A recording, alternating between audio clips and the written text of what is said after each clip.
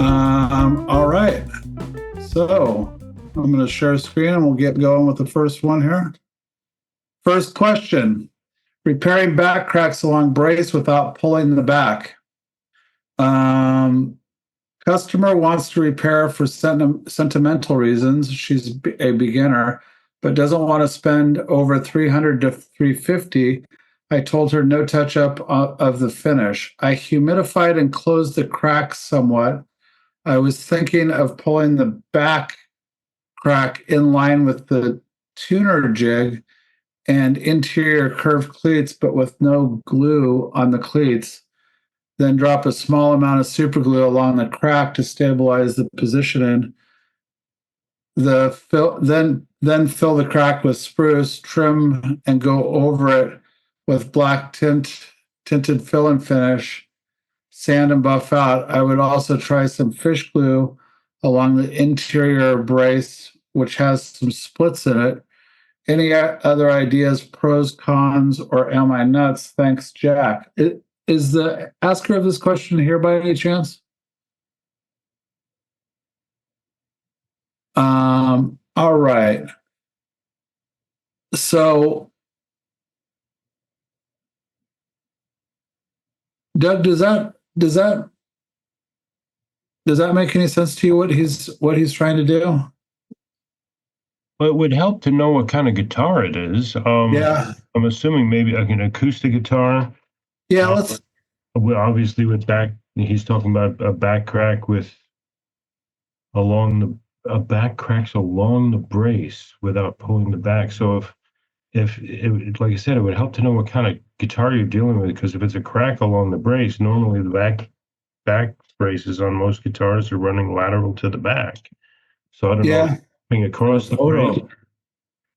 That's a little confusing, but the way I generally try to deal with back cracks is I'm not a big believer. I'm in the Dan Earlywine camp with this. I suspect that there's got to be a huge compelling reason for me to remove the back of a guitar just in order to repair a crack. Most cracks are gettable with the back in place. One of the things that commonly, and we're going to do a back crack episode on the D&D show in the coming months, but one of the things that's commonly misunderstood, at least I find, with back cracks, is that when you have a piece of wood that has split and become two pieces of wood, essentially, at least for the length of the crack, on the back of a guitar, which is arched, you have a back of a guitar that has an arch to it typically.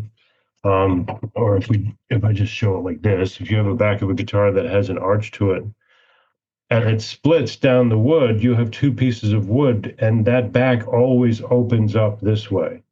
So what seems like a huge open crack very often isn't, where you really don't have to really engage in splines, because if you press those pieces of wood back down to get the dome down, um, very often that crack will come together nicely. So I tend to do that with a guitar face down in a Solara type workboard, where I'm able to press the guitars back down to get the two sides to meet, using a piece of plexiglass along the length of the crack, being able to push it down and have that crack settle with both sides of the crack being held by the plexiglass, using, whether you want to use an aliphatic resin glue or you want to use hide glue or fish glue, I guess it's up to you. But any kind of water-based glue that will allow the crack to set. And then after it's set, it's easy enough to work your way inside through the sound hole to place cleats after the crack is glued. So for me, um, a two-step operation where I'm closing the crack and gluing it at the same time, and then afterwards setting cleats to keep them from coming open in the future.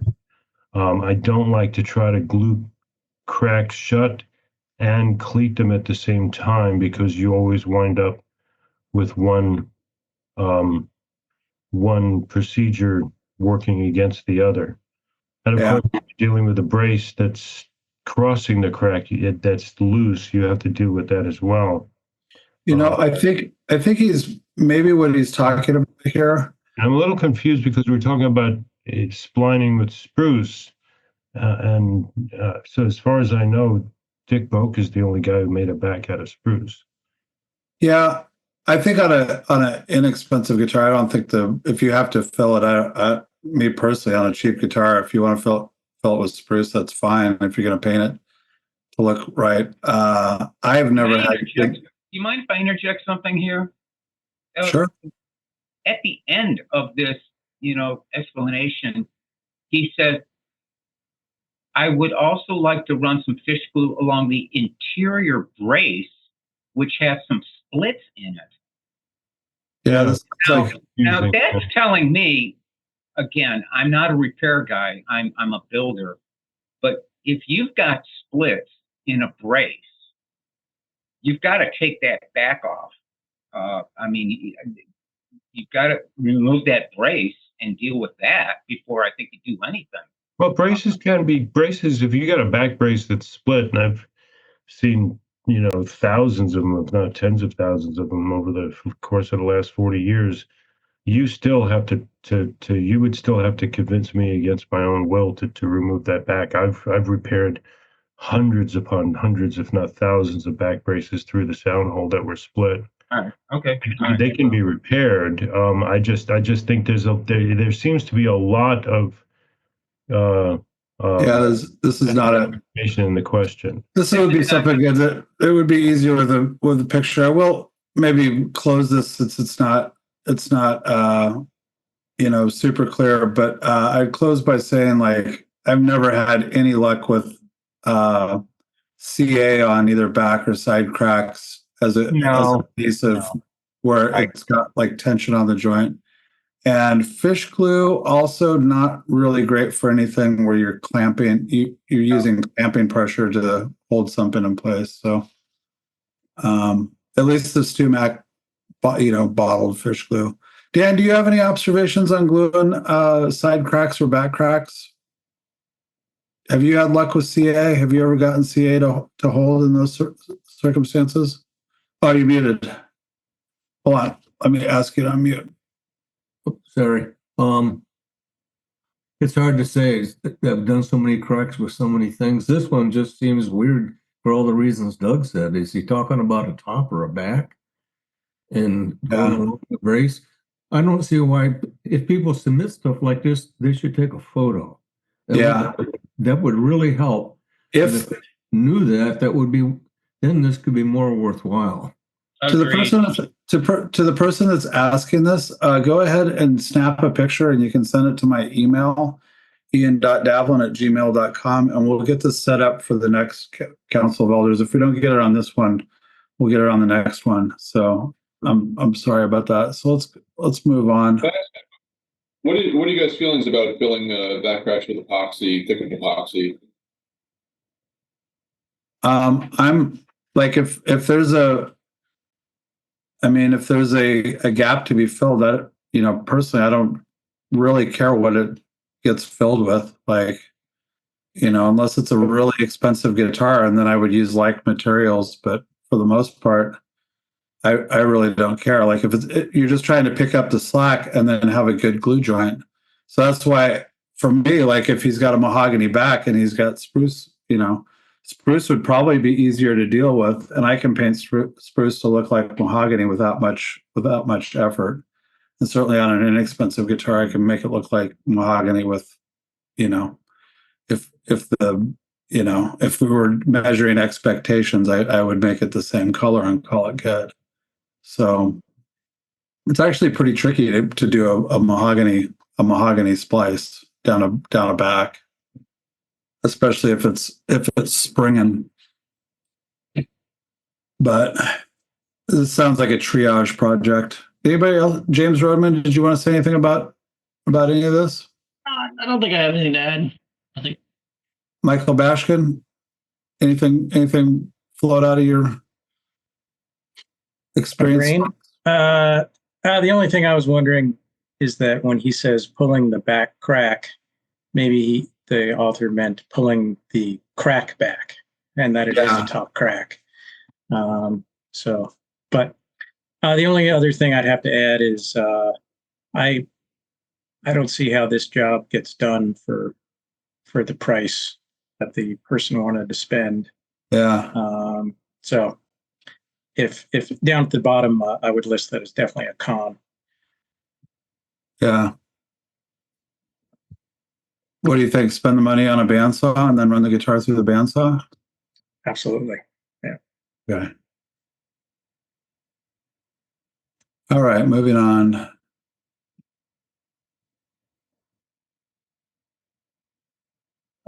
Fret end touch-up. This is from Scott. I work a lot on Fender guitars that develop sharp edges. The finish bubbles out over these fret ends. I'm guessing that kind of American Standard poly, it sounds like. I've seen that a lot. The finish bubbles out over these fret ends and comes off when filing. Are there techniques to make this less visible? Is there a better way to do it? Is there a less time-consuming way to apply some finish level and buff the neck? Any tips when it is an amber tinted maple neck? James Rodman, you ever deal with this?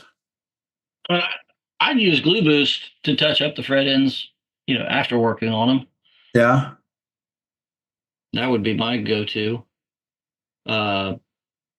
If it's chippy and it comes off while working on it, is this a refret or is this finishing it? It sounds like he's just dealing with sprout, and I've seen this before too, where the sprout will push it'll push the finish off and create like a little bubbled area adjacent to the fret. It might be a thin fill and finish to kind of fill them in before doing the work. before going. Yeah, I'm a boost guy too. The fill and finish is great. Same here. The Starbond makes a CA that they call brown, which isn't, but it's actually when used in small amounts for filling those small areas, where you've got a small chip out of a fender finish, it actually is a very, very close sister to that amber fender finish. And I've used that in the past. Nowadays, I pretty much use fill and finish, and I'm a huge fan of the powdered pigments from Glue Boost from Master Tint. If you get the right amount of yellow, amber, and brown mixed into a dish, you can get that amber color. And I do either drop fills with it, where I'll hit it with some accelerator, then you can just file it flush and then sand it level and buff it out with a buffing stick. And I've even brushed it on the side of the neck with a Q-tip. Yeah. Finish and the Master Tints is my go-to for that.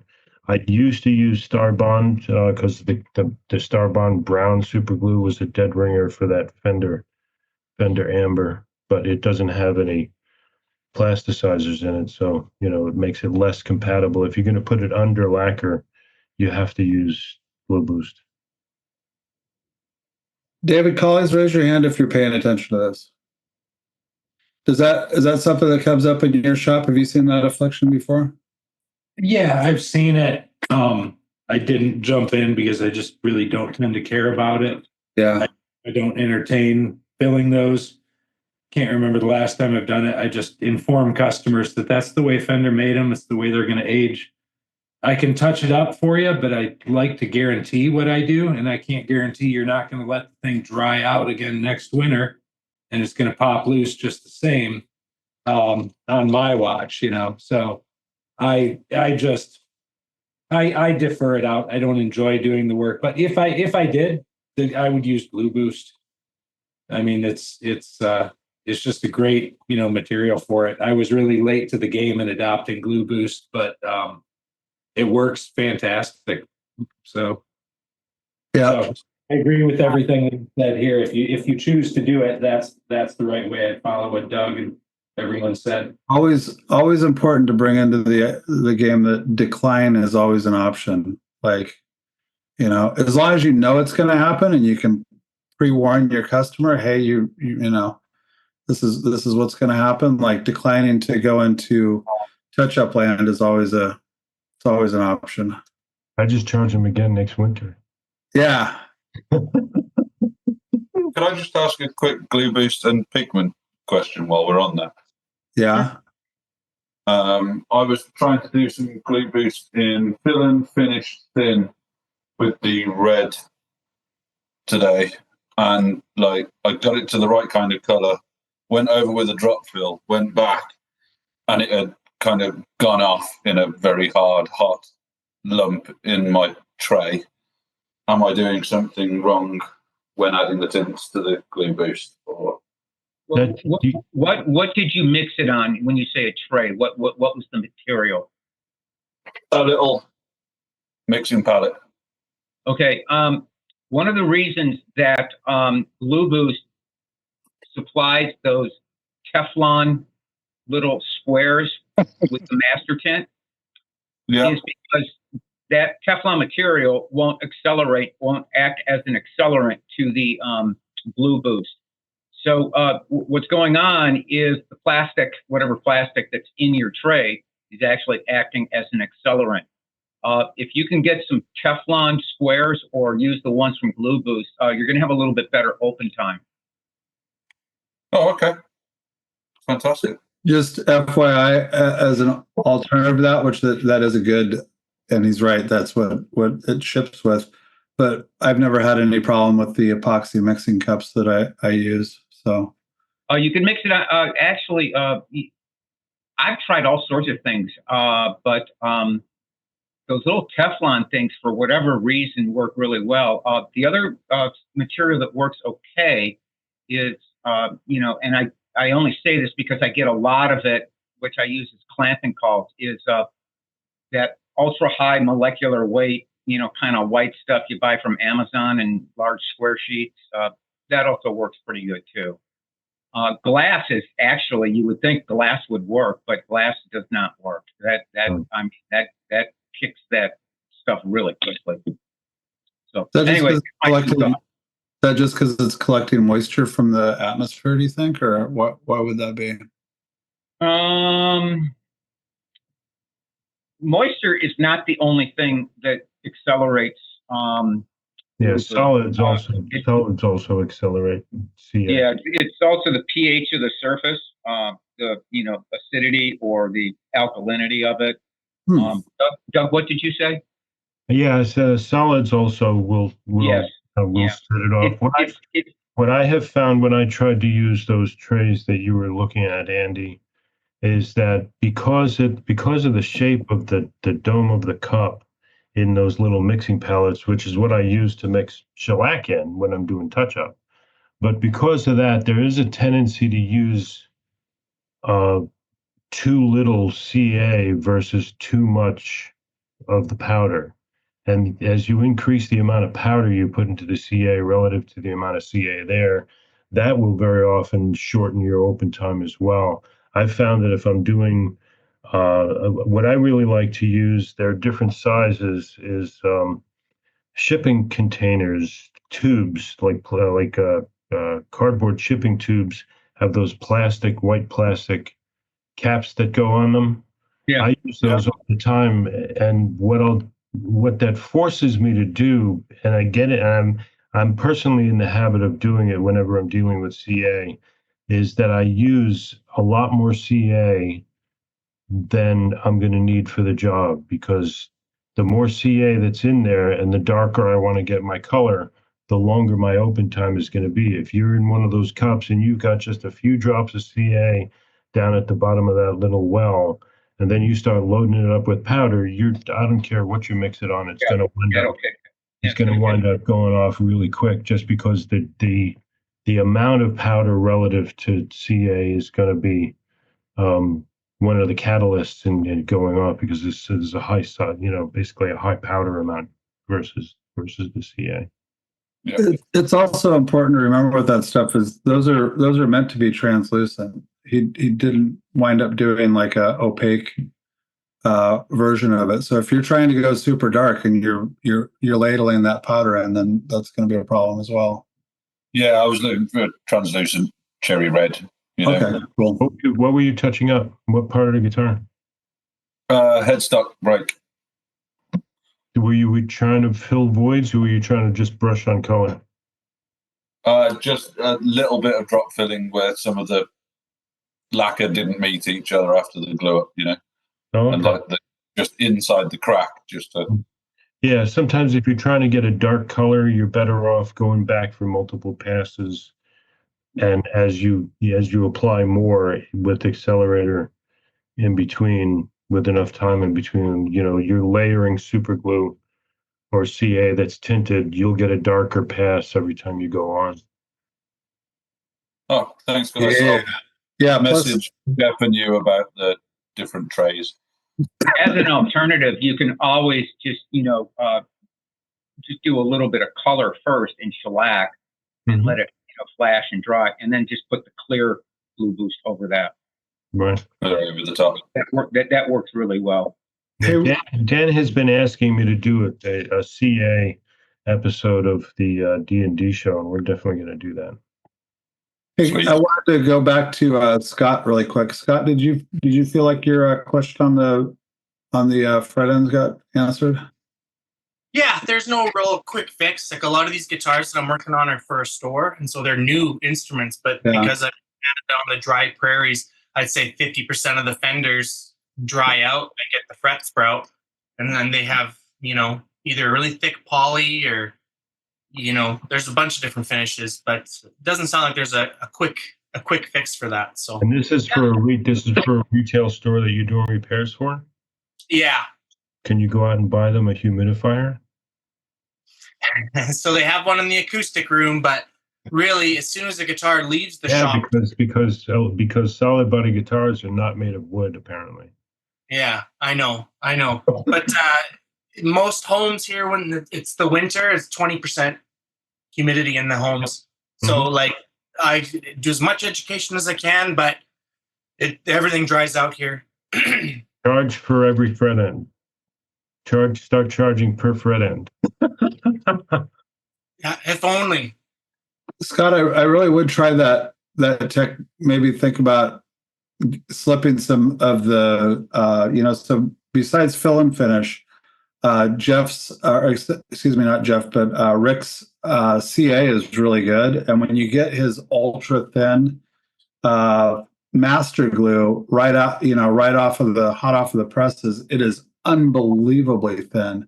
And if you can get that, like if there's a gap between the tang and the bubbling finish, and you get that in there, and you can actually solidify that bubble, that might be your fast move. Yeah. Once you solidify that bubble, you can roughhouse it with the files. But the ultra thin fill and finish is super thin too. It's I just have the thin, and this is I didn't know there was an ultra thin, so I'll get some of that and try that. Yeah. Those little glue loopers can be really helpful. Yeah, I've got one that I just made with a 10 gauge string after I broke the Stu Mac ones, and that I use it every day. So, okay. Well, thanks for chatting about it. Yeah. All right. So here's a good one. Question: guitar repair reputation. Recently, I've noticed that the topic of reputation has come up in the group as it relates to guitar repair. Let's imagine that a guitar needs $1,000 worth of work in order to be fully functional, but the customer only has $500 and just wants it to be playable. Some Looths will only take the job if they're allowed to correct all the issues, with the idea being that when the guitar leaves the shop, it will have their name and reputation attached to it. Others seem to have a different approach where they will do what's required to get a playable guitar and not worry about the other issues as it relates to reputation. I was wondering if you all could speak on these different approaches and how each of you think about it. Thanks. Dan, are you there? I'm here. What are your thoughts on that? Like, I suppose it depends on what the half measure is. Like if it's, like if you're doing a half measure that is, well, why don't you speak to it first? I think that unless the guitar was really valuable or special, or even then, I would go ahead and fix something if it didn't preclude fixing something again in the future to make it playable. And most of the guitars where somebody has a guitar like that, it's generally not a great guitar. And that'd be a good reason to caution on how much work you did. Just get it playable. Depends where you live. Around here, there's a lot of guitars that walk in the door from all around Athens County and beyond. And you're not seeing expensive Martins and fine Gibsons all too often. A lot of them are just utilitarian guitars, and definitely those we can make them play really good. James Rodman, you got thoughts on that? Yeah, I think it depends on the repair, but more and more I lean more towards, fixing everything to make it playable, and turning down things that I think are going to be unsatisfying for me when they're done. But I mean, if someone wants a headstock repaired and doesn't want the touch up, I don't have problems just fixing things to make instruments playable if they're utilitarian. Yeah, that's the thing that maybe I would say on this is that think about things like what the liability of it is. Are you engaging in half measures that are going to wind up having risky, down the road results where somebody's going to come back in and say, hey, this failed on me, and you have to have the argument, well, you told me to do a half measure and I told you at the time. Like, a lot of people don't understand those conversations when they're happening a year later. The other thing to think about it in terms of half measures is how is it, you're trusting that person to represent your work out in the world with the legitimately saying the conversation that you had with them, or realistically saying it. So if you had a conversation about half measures and they're out at a gig and they say, hey, Ian did this work, what do you think? And that's the only conversation that they have. Somebody's going to look at that and go, oh, Ian did that, and it doesn't look that great. They're not going to say, oh, Ian told them, like, I'll do $100 worth of work on this, and this, however it turns out is however it turns out. So it's hard to have a blanket statement about half measures. I think everybody here has done half measures and will probably continue to do them into the future if asked to do them within reason. But those, not all half measures are created equal, I guess, is what I'm saying. And so think about the future and how things are going to wind up coming, or how they could potentially come back before you do the half measure. The other thing I would say is, like, in looking at, in the time that we spent with Iris Carr and some of the other violin people, and how they look at these things on vintage instruments, just think about whether or not your half measure is reversible. So if you're like, I'm going to do a $500 touch up on this, just think about, like, keeping things really small. And, so if somebody wants to come and do a $5,000 touch up later, or a $5,000 repair, they're not cursing your existence for, going large and taking chances on a repair. Like, just keep everything small, keep the plausible deniability in mind.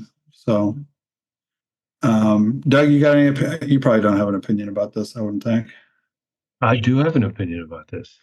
Ooh, all right. I don't believe in half measures. No half measures. No, only because, and not from the standpoint of reputation. My reputation has nothing to do with it. I approach the equation from what serves the customer best. And if somebody comes in, and I think it would be necessary to preclude what the definition of a playable guitar is. So when the question is asked, if I remember the question correctly, only do what's necessary to make the guitar playable, as opposed to everything that it needs. And I think that's a false premise. That very often those are competing masters, And I look at it from the standpoint of what's going to serve the customer better. If somebody brings me a guitar and it's got a lifting bridge, it's got loose braces, it's got nightmare for frets, and needs new frets, and has an action that's sky high, and so forth and so such. And we're trying to figure out the best path forward. And there's a budget involved, and it may not be a great instrument. It may not be a valuable instrument to chase after. Look at it and say, well, and I do characterize it for customers in three camps. There's structural, there's playability, and there's cosmetic. And if you want to forego any cosmetic repairs on a repair for the purposes of saving money, that's something we can discuss. Whether or not I feel comfortable letting a guitar out that looks bad when it's repaired is something that can impact the equation. But the first two, structural in nature, means that it can hold strings. So if somebody says, well, I know it's got some loose braces, but the bridge is lifting up like this, and it needs a refret, and it's got the crack on the side here, and it's got a crack next to the side of the fingerboard.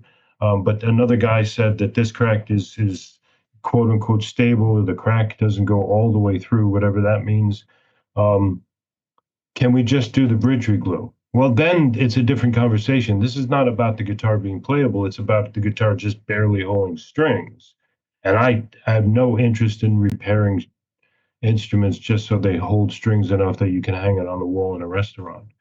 So that is not serving the customer very well.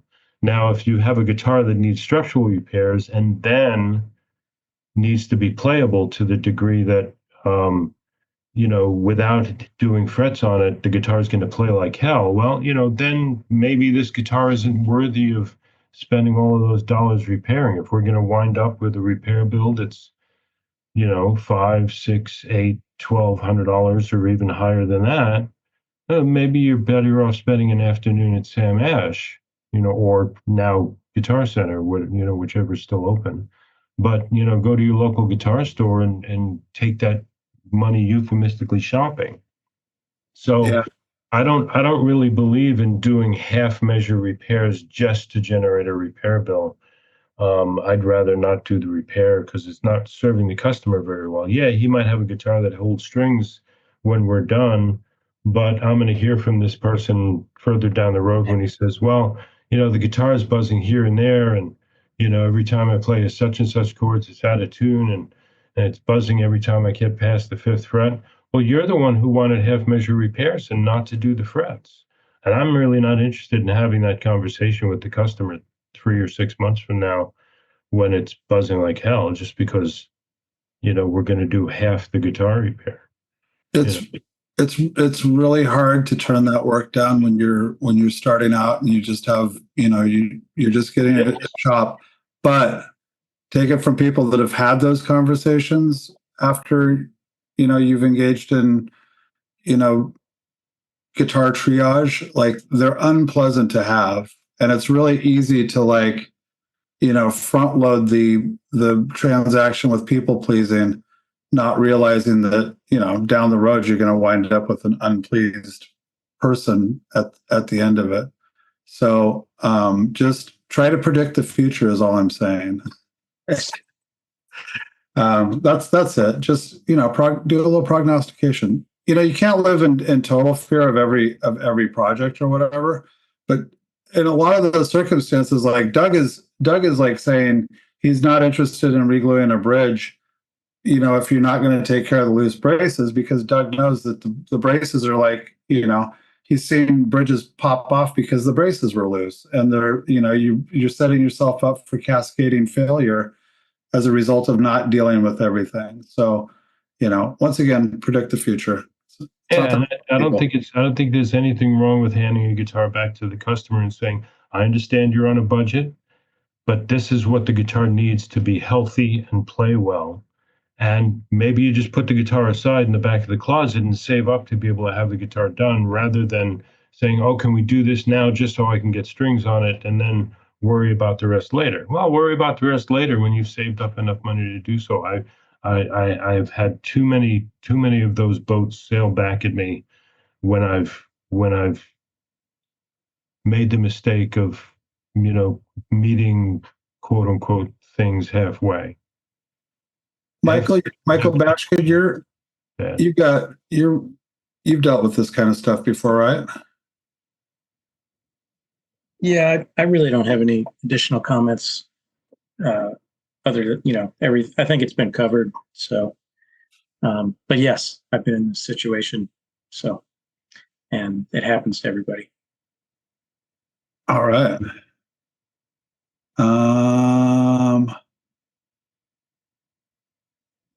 So yeah, that's a good one.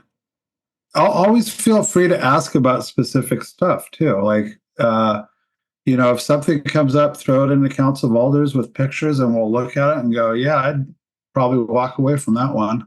Or no, that's an easy $300 deal and you'd be just fine. Like, all right. So let's see here. Question, fret leveling ways. First, a little context. I learned all Looth-related things from an old luthier, my mentor. He had his ways to do things, and he strictly stuck to those ways, and that's how I learned. Regarding fret leveling, he had this process: tune to pitch, get the neck straight, remove the strings with self-made neck jigs, simulate string tension to get the neck straight again without adjusting the truss rod, level crown and polish, etc. Now, as for the leveling part, he used a large beam, and instead of going parallel with the strings, he went in a perpendicular motion up and down instead of left and right. This is the way I learned to do it and did it for quite a while. But then I started to get books, study other methods and such, and realized that for fret leveling, there's a lot of people that go in parallel motions, not perpendicular motions.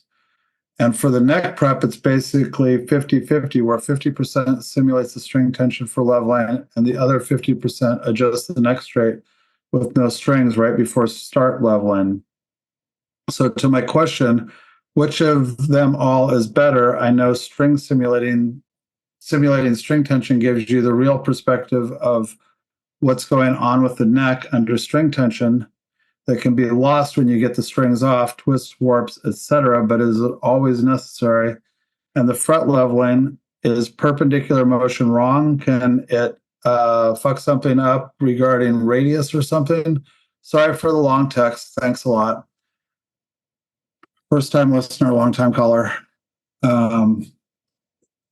There's a lot to unpack in there. Why don't we start with perpendicular leveling. Dan, I've seen you do some perpendicular leveling before, right? Mostly with the fingerboard, though. Have you ever done perpendicular leveling with fret leveling? Explain what perpendicular leveling is. I think how you were showing that the thing where you're taking the radius sanding block and you're going like this instead of like this. I think that's what he means by perpendicular. Sometimes I will do that because it keeps me all in the same area, and I tend to do it with a really fine sandpaper. There's that last little bit of smoothing. Yeah. So I'm not going back and forth because that's also the direction that my fret file is going to go, and the direction I'll be pushing a string. Yeah. I also like if I don't pay a lot of attention when I'm crowning to lands because I go back over with a diamond flat block and go over each one with the how like you're going to bend the string. You don't want your last pass to be going the other way, or it's gritty if you're polishing out. So what about string tension, and does any of that I haven't done a lot of neck tension simulating, so does any of that make any sense to you? To me? Yeah. Sure. Well, what is it? Guy. You're asking. Look who you're asking. And you ever simulated a string tension before? Any of that? Like, I've tried. So let me hold on one second. Let me ask you this like part. And for neck prep, it's basically 50-50, where 50% simulates the string tension, for leveling, and the other 50% adjust the neck straight with no strings right before starting leveling. I think he's just projecting his experience. With people like half the people say they always do string tension, the other half of the, or 50-50, or I think he's just projecting what his experience in his canvassing of looking for an answer is. Okay. Hey, Ian, Yes. it was me. That question was mine. Yeah. Well, good. You can ask this. You can ask this here. Yeah. Well, basically, what Doug just said, I was just telling about on what I read on most books, most Dan Erlewine's books. It's usual, and what I've learned from other luthiers is those two schools of thoughts. Like, oh, I don't do string simulation, or I always do string simulating. I usually get the neck jig and all the stuff. So I kind of learned both ways, and both of them have been like satisfactory, if you will. So I just wanted to know, like, is there really a better way, or is it strictly necessary to do it that way, or I usually default just to the predisposition that Dan is right, and work my way forward from that. Is this a new build, new guitar, or is it something that you're refretting? No, it's just setups in general, all fret leveling and all setups in general every time I do one. One of the things I might interject in here is we don't have a lot of science surrounding these questions, and so like a lot of this is you're asking personal preference questions. Me personally, I've simulated string tension probably 3 or 4 times in my life for really problematic necks. I do basically a factory fret job. I take frets out, I put them in, I make sure that the truss rod is neither maxed out or completely loose. And when I do it, and then I let the angel share work its way out. However the guitar plays after that is largely up to the guitar. For the most part, it seems to work out pretty well. But Dan's personal preference is to simulate string tension on, I would say, probably 99% of the guitars, and it works really well for him. What's missing is the data for the results, because all of our results are experiential and they're all in our noggins. And we've done things. I've fretted guitars a lot of different ways. Doug's fretted guitars a lot of different ways, but we don't have, none of us have created the pick that puts the attack at the same, in the same position and in the same way every time, and then measured that against the buzzometer that tells you that, your string is taking this amount of force and then producing this amount of buzz or fret buzz. Like, we just don't have that data. So, well, I don't know if it's necessary to have data. I do think that there's an experiential factor at play that doesn't necessarily even require data. I don't think the industry, when you're leveling under tension, that if I were to characterize the way Dan has described it in the past, that takes a lot of the guesswork out for the operator, for the technician.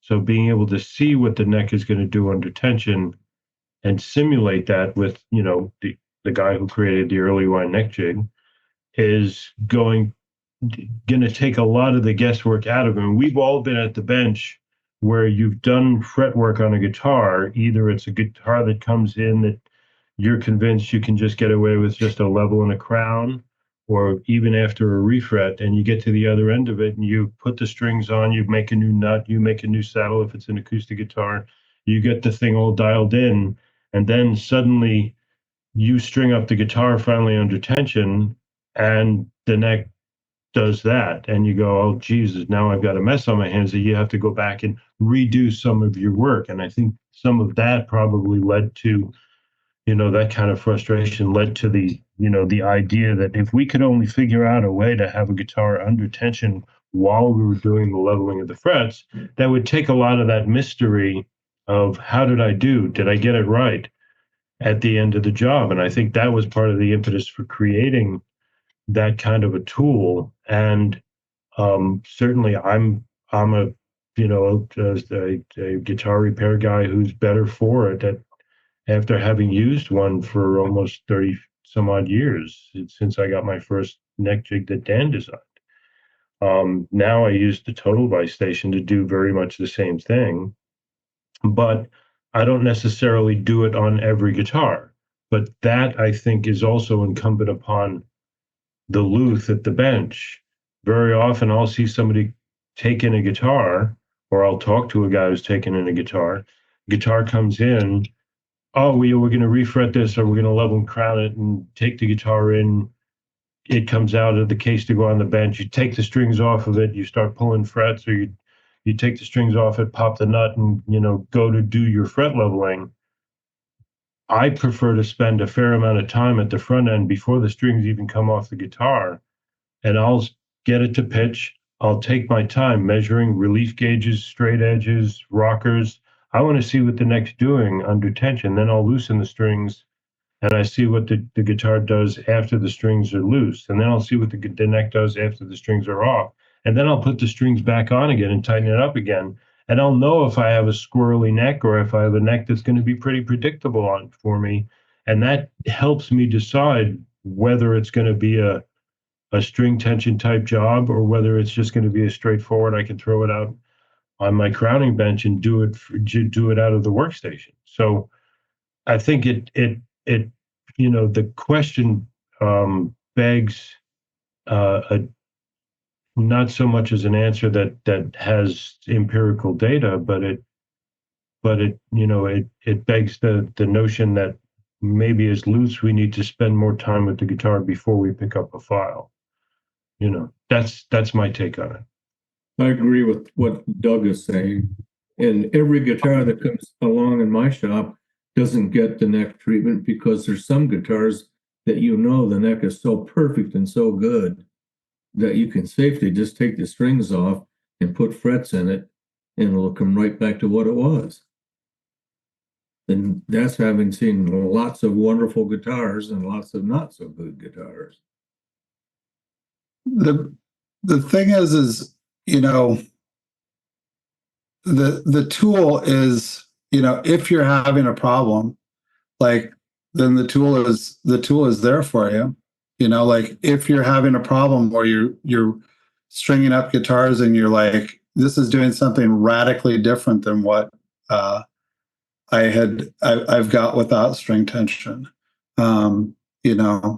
The pluck is there for that too, for that very same reason. It's going through and doing it by measuring it string by string and fret by fret. For me personally, I haven't figured out how to get paid enough to put to spend that kind of time. Definitely what Doug's talking about on the front end, I definitely spend a lot of time before the strings come off and go through that same routine. It's just that all of my, kind of hand experience is built into the, just basically doing it on a bench and not jigging it up. But, it's are you getting the results that you're looking for? So another thing to think about too is especially with the understring saddle or understring levelers now, a lot of those things can be taken out if you're getting weird stuff, happening under string tension. A lot of that stuff can be taken out with little kiss on the top of the frets with those understring fret levelers. So, but for me, it takes a lot of time for me to get a guitar into a neck jig. It takes a lot of time. The ones that I've done, and probably it's because I don't do all of them, but the ones that I've done, we're talking 30 minutes, something like that. to get it in, get it out? Am I going to like get it out and then realize I needed it in a different position and then get it in and tweak it again? Like, I don't know. It's been hard for me to figure out how to find that time ultimately. Can I ask something more to Doug specifically? Sure. It was regarding the other part of the question, whereas this motion of the sanding beam instead of this one. Going across the radius as opposed to sanding up and down the fingerboard this way. So you're Yeah, doing this versus this. yeah. And I'm asking because of the geometric sanding that you explained on the Fredorama. Mhm. So what are your thoughts on this motion on that regard specifically? Would it be a good idea, a bad idea? I don't know. I don't think anything's a bad idea. I think the notion that from my perspective, I don't do a lot of sanding across the fingerboard. I've seen people who will take, I don't have anything to demonstrate it here, but will take something and sand whatever, sand along a fingerboard in a different direction, or whether it be a long sanding beam or a short sanding beam. And then they have this routine where they do diagonal things and sand in all sorts of different patterns across frets, and I've never pursued anything that way, only because from my perspective, I'm thinking about the neck in the lie of the string, which goes this way. So what is level? If I have 3 frets that are, not level, and one of them is taller than the other 3, and you have a fret that's rocking because it's taller than the frets around it, I'm going this way to reduce the size of that middle fret, that's taller, by cutting material off of it. Me going sideways, just in my perspective, I've never done that, just because it's counterintuitive to the direction in which I need to be level. And for me, a level fingerboard isn't necessarily a fingerboard where I put a straight edge on the entire neck and make sure that every fret touches the fingerboard perfectly, and I put glue on everything and sand it off. For me, level exists within my complete universe, which is 3 frets. Because at any given time when you're playing a note on a guitar, you exist in it in a world of just 3 frets. The one before it, the fret you're on, and the one after it. And those 3 frets have to be level. Are we talking about using a flat bottom beam or a radius beam? I don't know if his question matters to which, because Yeah. about the direction in which you're sanding. So if you're sanding across a fingerboard this way or up and down a fingerboard this way, it's a matter of which way you're sanding. I don't think I've, even when I have used a radius beam, which I own them, but I don't use them for an awful lot because I'm a big believer in different length. So Yeah, that's what I was thinking too. but if you're going, I don't see a reason to try to sand this way for the purposes of being level, because what I'm measuring Right. as level is this way, one foot in front of the other. Mhm. And yeah, I guess if you're bending a string and that string is crossing the plane of the frets going across the neck, you obviously don't want frets that are unlevel. But then again, your strings would have to be so close to the frets that I would question how low the setup is compared to the reality of the fret tops.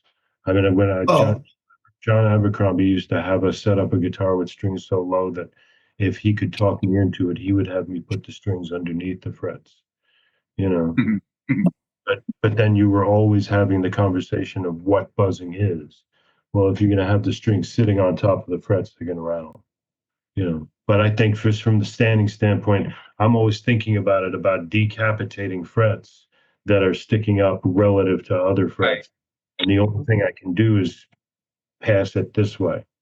So I've never done it across. I know people who have their their patterns that they like to engage in because it, they feel like they're getting it from all angles. I only think about it along the length of an individual string, and I have 6 competing strings that are on 6 different planes because I've got a radius fingerboard that going diagonally across that radius is impractical to each string because they're on their own plane from the nut to the saddle. So geometrically speaking, I'm following a line. So you like a compound radius? Well, if, as a player, I like a compound radius, but I'll do whatever the customer wants. If it's a straight radius, I'll follow the radius. If it's a cylindrical radius all the way out. I cheat when it comes to fret tops because I do follow the lie of the string in terms of making sure every 3 frets is level with it along the top of the frets versus on the fingerboard. So if you were somehow to digitally or actually map out the radius of the board versus the radius of the fret tops on a fret job that I do, they'll never match, which is also why I don't use radius beams, because that forces me into having, frets that will at the outer extremes of the fingerboard, not in the center, but the outer extremes will always rock as you're tapering out. And that's what I'm trying to avoid especially if you have somebody with, a seriously low action. All right. Well, we'll revisit fretting. I think we got more fretting stuff coming up, right? Right, Doug? Oh yeah, fretting is something we'll always spend much time talking about. All right.